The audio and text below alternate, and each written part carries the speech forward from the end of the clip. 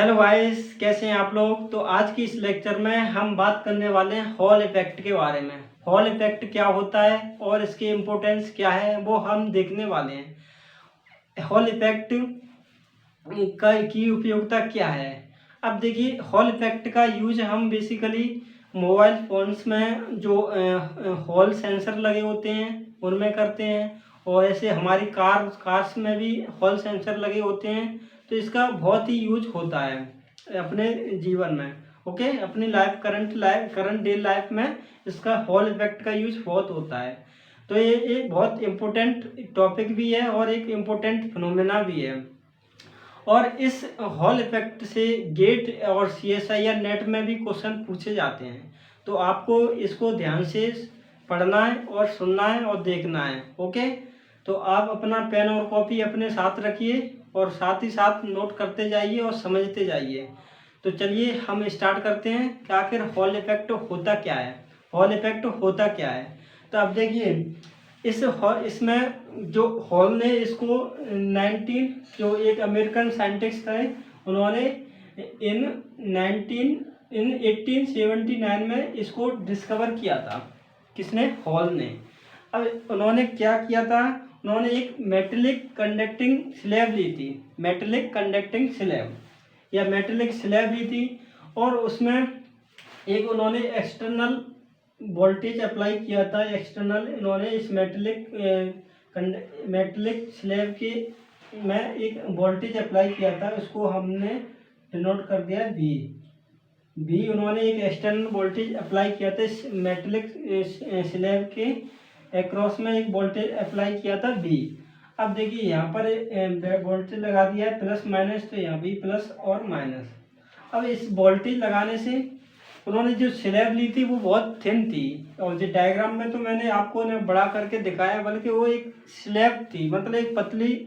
अब देखिए, आप ऐसे देख सकते हैं, इसको मैं ऐसे आपको बता सकता हूँ कि कैसी स्लैब थी। अब देखिए, ये है मेरे पास, तो उन्होंने एक ऐसी थिन फिल्म मान लो या थिन स्लैब मान लो, उन्होंने एक ऐसी स्लैब ली थी। और उन्होंने बताया था, उन्होंने क्या किया था, यहाँ से और यहाँ पर दोनों टर्मिनल के बीच में एक एक्सटर्नल वोल्टेज अप्लाई कर दिया था। और उन्होंने माना था कि जो करंट है वो करंट किधर जाता है, करंट हमेशा पॉजिटिव से नेगेटिव की ओर फ्लो होता है कन्वेंशनली। तो यहाँ से करंट किधर जाएगा, करंट की डायरेक्शन एक्स डायरेक्शन में होगी। उन्होंने इसको, मैंने मान लिया कि एक्स इधर है, तो यहाँ पर जो एक्स डायरेक्शन है इसको इधर मान लिया, और वाई डायरेक्शन को मैंने ऐसे मान लिया है। तो यहाँ पर क्या होगा कि जो करंट है वो करंट किधर फ्लो होगी, इसमें एक्स डायरेक्शन में। करंट में ऐसे इसको ऐसे शो कर रहा हूँ, करंट किधर जा रही है, एक्स डायरेक्शन में। एक्स डायरेक्शन में करंट फ्लो हो रही है। अब देखिए, कन्वेंशनली क्या होता है कि जो इलेक्ट्रॉन होते हैं, तो इलेक्ट्रॉन करंट के अपोजिट डायरेक्शन में मोशन करते हैं, करंट के अपोजिट डायरेक्शन। तो यहाँ पर जो फ्री इलेक्ट्रॉन है वो किधर मोशन करेंगे, जो फ्री इलेक्ट्रॉन है वो करेंगे नेगेटिव एक्स में, माइनस की एक्स डायरेक्शन में इलेक्ट्रॉन मोशन करेंगे। तो इस वोल्टेज की वजह से जो इलेक्ट्रॉन कहाँ पर जा रहे होंगे, माइनस के एक्स कैप में, क्योंकि इलेक्ट्रॉन हमेशा नेगेटिव से पॉजिटिव की ओर जाते हैं। इलेक्ट्रॉन कहाँ से, नेगेटिव से पॉजिटिव की ओर जाते हैं। तो यहाँ पर ऐसा हो रहा होगा। अब देखिए, उन्होंने और क्या किया था, उन्होंने एक यूनिफॉर्म मैग्नेटिक फील्ड भी लगाया था। इसके जो स्लैब के परपेंडिकुलर उन्होंने मैग्नेटिक फील्ड लगाया था। तो मैं मान रहा हूँ कि जो मैग्नेटिक फील्ड है वो मैं एक्स जेड डायरेक्शन में लगा रहा हूँ। मैग्नेटिक फील्ड किधर लगा रहा हूँ, जेड डायरेक्शन में।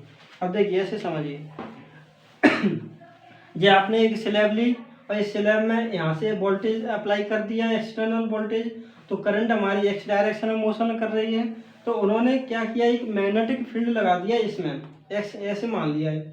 यहाँ पर इसके करंट, यहाँ इसके परपेंडिकुलर जो स्लैब है इसके परपेंडिकुलर एक मैग्नेटिक फील्ड लगा दिया था। जैसे ये एक्स बाई और ये माइनस के जो एक्स बाई और जेड।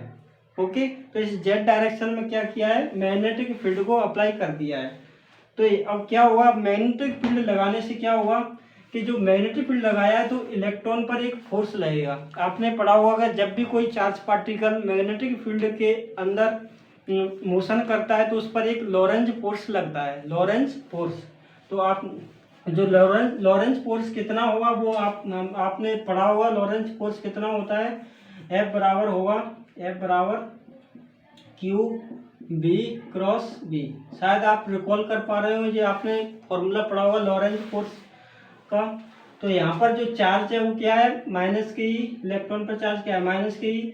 और जो वेलोसिटी है इलेक्ट्रॉन की, वेलोसिटी किधर मोशन कर रहा है इलेक्ट्रॉन, माइनस के एक्स कैप में। तो जो इसकी जो वेलोसिटी होगी बी माइनस के एक्स कैप, बी क्या है, मैग्नीट्यूड लिया है और डायरेक्शन किधर है, माइनस के एक्स कैप में। और मैग्नेटिक फील्ड को लगाया है हमने जेड कैप में, किधर लगाया है, जेड कैप में। ओके, जेड डायरेक्शन है, हमने मैग्नेटिक फील्ड को लगाया है। तो यहाँ से हम सिंपल इसको सिंप्लीफाई करेंगे तो क्या आएगा, E B B X cap cross Z cap. Okay, और इसको सिंप्लीफाई करेंगे तो E B B minus K Y cap, X cross Z cap क्या होता है, माइनस के बाई कैप। ये क्या निकाल लिया, लॉरेंज फोर्स। ये हमने लॉरेंज फोर्स निकाल लिया, इसको मैं एल से डिनोट कर रहा हूँ, एफ एल से।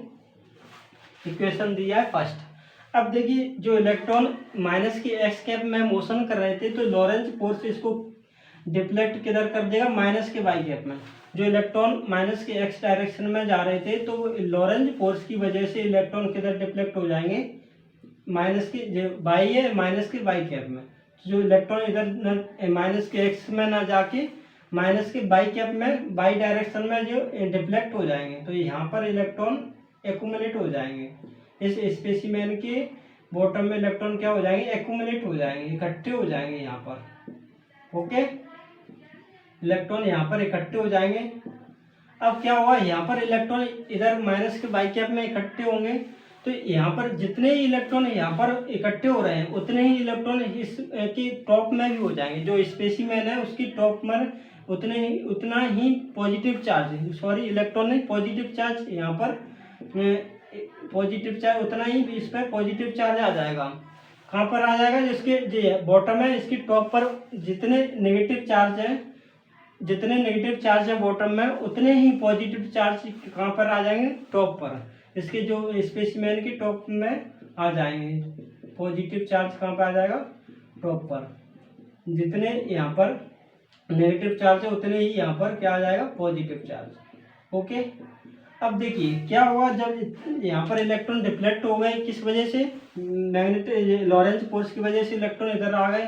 तो यहाँ पर इलेक्ट्रॉन आया है तो नेगेटिव आएगा, और यहाँ से गया है तो क्या आएगा, पॉजिटिव चार्ज। मतलब यहाँ से इसको कमी हो गई तो पॉजिटिव चार्ज आ गया। अब देखिए इसमें क्या हो गया कि ये पॉजिटिव और नेगेटिव एक पोटेंशियल क्रिएट हो गया। तो इस पोटेंशियल को हम ऐसे मेजर कर सकते हैं, इसको ऐसे ले लिया और इसको ऐसे, जो पोटेंशियल आ जाएगा उसको हम हॉल वोल्टेज बोलते हैं, हॉल वोल्टेज। यहाँ पर जो हॉल वोल्टेज हुआ, तो एक्चुअली उन्होंने जो हॉल थे उन्होंने इसको ही मेजर किया था, हॉल वोल्टेज को ही देखा था कि ऐसे हॉल वोल्टेज क्रिएट हो रहा है। अगर आपने मैग्नेटिक फील्ड को हटा दिया तो हॉल वोल्टेज जीरो मिलेगा, कोई भी हॉल वोल्टेज नहीं आएगा। क्यों नहीं आएगा, क्योंकि इलेक्ट्रॉन डिफ्लेक्ट नहीं होंगे इधर। अगर मैग्नेटिक फील्ड की वजह से ही इलेक्ट्रॉन डिफ्लेक्ट होके यहाँ पर एक्यूमुलेट हो रहे थे। तो अगर आपने मैग्नेटिक फील्ड को हटा दिया तो इलेक्ट्रॉन डिफ्लेक्ट नहीं होगा और कोई भी हमें हॉल वोल्टेज नहीं मिलेगा। तो ये हॉल वोल्टेज किस वजह से मिल रहा है, केवल मैग्नेटिक फील्ड की वजह से हमें हॉल वोल्टेज मिल रहा है। अब देखिए यहाँ पर वोल्टेज, हॉल वोल्टेज VH लिख दिया है मैंने, और यहाँ पर एक इलेक्ट्रिक फील्ड भी जनरेट होगा, क्योंकि इलेक्ट्रिक फील्ड की जो डायरेक्शन होती है वो हमेशा पॉजिटिव से नेगेटिव की ओर होगी। तो यहाँ पर एक होल, इसको हम हॉल फील्ड भी कहते हैं। हॉल फील्ड किधर आएगा, इसका माइनस के बाई कैप में इसकी डायरेक्शन होगी।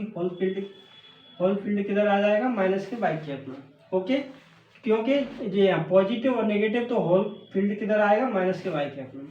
अब देखिए मैं इसको एक मान ले रहा हूँ कि जो लेंथ ली है मैंने वो L इसकी लेंथ है, L क्या है, स्पेसिमेन की लेंथ है, और ये थिकनेस, इसकी थिकनेस लिए, वो इसकी विड्थ ली है मैंने W, इसकी विड्थ ली है W मान लिया है, और जो थिकनेस है वो T मान लिया है। ये क्या है, इसकी थिकनेस है, और ये लेंथ है, ये विड्थ है।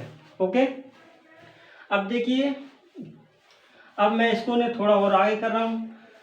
अब यहाँ पर जो इलेक्ट्रॉन है इस पर एक इलेक्ट्रिक फील्ड की वजह से एक फोर्स लगेगा, आपने पढ़ा हुआ, जो इलेक्ट्रिक फील्ड की वजह से जो फोर्स लगता है उसे हम क्या कहते हैं, इलेक्ट्रिक फोर्स भी कहते हैं। जो इलेक्ट्रिक फोर्स होगा वो कितना होगा, तो इसको मैं थोड़ा लिख देता हूँ। The force act on electron due to electric field, जो इलेक्ट्रिक फील्ड की वजह से जो फोर्स लगेगा वो कितना लगता है, F बराबर क्यू ई। F बराबर कितना होता है, क्यू ई। ओके, तो यहाँ पर Q का मान क्या है, माइनस के ई, और और जो इलेक्ट्रिक फील्ड है वो किधर लग रहा है, माइनस के वाई कैप में। तो यहाँ से मैं ऐसे लिख सकता हूँ इसको, EH माइनस के वाई कैप में।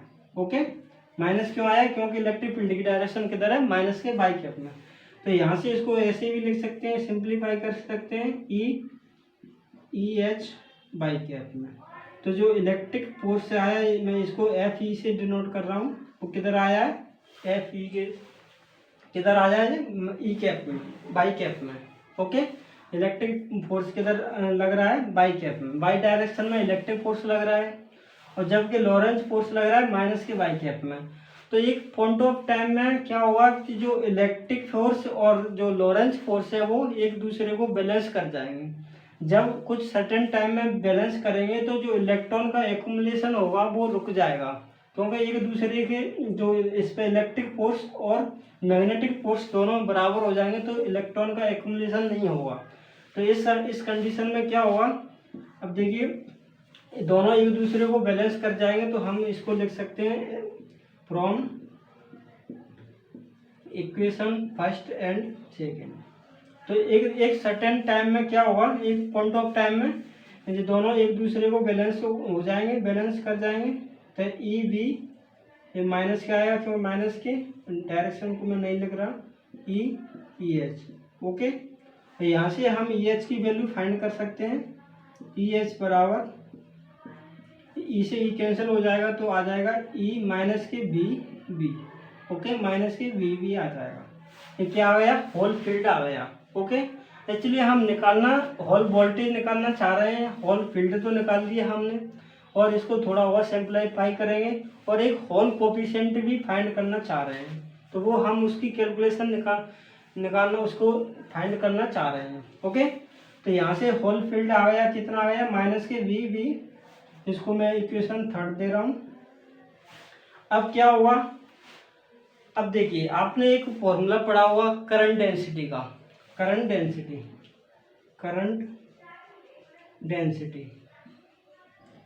डेंसिटी का आपने एक फॉर्मूला जरूर पढ़ा हुआ, J इक्वल टू होता है N या Q N B। क्यू क्या है, charge, N concentrate of electron या कंसंट्रेट ऑफ चार्ज पार्टिकल, और B ड्रिफ्ट वेलोसिटी। ओके, तो यहाँ से इसको हम कैसे लिख सकते हैं, U क्या है माइनस के E और B क्या है माइनस के B, तो माइनस माइनस प्लस हो जाएगा, तो क्या आ जाएगा यहाँ से E N B। ओके, यहाँ से हम B का मान निकाल सकते हैं, यहाँ से हम क्या कर सकते हैं, B का मान निकाल सकते हैं। B बराबर आ जाएगा J/NE। ओके, इसको हम इधर भेज देंगे तो J/NE आ गया। अब इस मान को हम इसमें पुट कर देंगे, किसमें, इक्वेशन 3 में। तो यहाँ से हम ऐसे इसको ऐसे लिख सकते हैं, फ्रॉम इक्वेशन 3। ओके, इक्वेशन 3 से क्या आएगा, इसको हम मान पुट करेंगे तो क्या आ जाएगा, EH बराबर आ जाएगा माइनस के B की जगह पे आ जाएगा J/NE B। ओके, कैसा, ये क्या आ गया, इलेक्ट्रिक होल फील्ड आ गया, होल फील्ड बोलते हैं इसको। ओके, इसको इक्वेशन दे देंगे 4, इक्वेशन 4। अब देखिए इसको और सिंप्लीफाई कर सकते हैं, हम होल वोल्टेज निकाल सकते हैं। देखिए आपने एक फॉर्मूला पढ़ा होगा, आपने एक इलेक्ट्रिक फील्ड का एक फॉर्मूला पढ़ा होगा, E equal to B/D, potential के फॉर्म में एक फॉर्मूला पढ़ा होगा आपने, E इक्वल टू B/D। यहाँ पर D क्या माना है मैंने, W क्या है, विड्थ है, इन दोनों चार्जों के बीच की जो विड्थ है वो W माना है, तो यहाँ पर आ जाएगा B/W। और ई एच लिया मैंने तो यहाँ पे बी एच आ जाएगा, क्योंकि इस वोल्टेज की कितना है इसका बी एच और इलेक्ट्रिक फील्ड क्या है ई एच। ओके, तो ये आपने एक फॉर्मूला पढ़ा हुआ है इलेक्ट्रिक फील्ड का, इलेक्ट्रिक फील्ड और वोल्टेज में रिलेशन, तो ई एच बराबर बी एच अपॉन डब्ल्यू। अब यहाँ से हम इसको पुट कर सकते हैं इक्वेशन 4 में पुट कर सकते हैं ई एच का मान। तो यहाँ से क्या आएगा, अब मैं इसको इधर नोट कर रहा हूँ ई एच को, इसमें इक्वेशन 4 में यहाँ से लिख सकते हैं फ्रॉम इक्वेशन 4। इक्वेशन 4 में क्या आएगा, इसको ई बी एच बराबर, इसको पुट करने से के बाद क्या आएगा B H upon W minus K J upon N E B, minus K J upon N E B. Okay, यहाँ से बी एच आ जाएगा, कितना आ जाएगा माइनस के जे डब्ल्यू का मल्टीप्लाई होगा W B upon N E. Okay, ये हमारा क्या आ गया होल वोल्टेज, ये क्या है होल वोल्टेज, दिस इज क्या है होल वोल्टेज। ये हमने एक होल वोल्टेज फाइंड कर लिया। अब देखिए होल वोल्टेज किस पर वेरी कर रहा है, मैग्नेटिक फील्ड पर। तो देखिए यहाँ पर होल वोल्टेज निकाल लिया है हमने, किसका फंक्शन है मैग्नेटिक फील्ड का फंक्शन है। अब इसको और भी थोड़ा और आगे सिंप्लीफाई कर सकते हैं। देखिए आपने एक करंट डेंसिटी का फॉर्मूला पढ़ा है, J equal to current per unit area, current per unit cross section area. तो करंट कितना मान क्या है आई, करंट क्या है आई, और क्रॉस सेक्शन एरिया क्या है डब्ल्यू इंटू टी। तो डब्ल्यू इंटू टी, ये क्या है करंट डेंसिटी का अनदर फॉर्म है, दूसरा फॉर्म क्या है करंट डेंसिटी का फॉर्मूला है आई अपॉन डब्ल्यू अपॉन टी। तो यहाँ से हम इसकी वैल्यू यहाँ पर पुट कर देंगे, इसको मैं मान रहा हूँ इक्वेशन 5। अब यहाँ से हम इधर पुट करेंगे तो क्या आएगा बी एच बराबर आ जाएगा minus K I W B upon W T N E. Okay, यहाँ से डब्ल्यू कैंसिल हो जाएगा, तो बी एच बराबर आ जाएगा minus K I B W से डब्ल्यू कैंसिल हो जाएगा upon N E T. Okay, N E T, यहाँ पर टी क्या है, टी है thickness, where T is thickness. Okay, T क्या है थिकनेस है किसकी, इस मटेरियल जो आपने जो कंडक्टिंग स्लैब लिया उसकी थिकनेस है टी। अब देखिए आपने क्या निकाल लिया होल वोल्टेज। ओके, इसको इसके दूसरे फॉर्म में करंट के फॉर्म में निकाल लिया है minus K I B N E T, T क्या है थिकनेस। अब इसको ऐसे भी लिख सकते हैं बी एच बराबर आर एच, ये कोफिशिएंट है R H I B.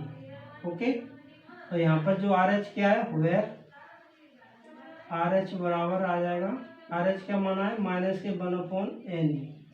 Okay, इसको हम बोलते हैं होल कोफिशिएंट,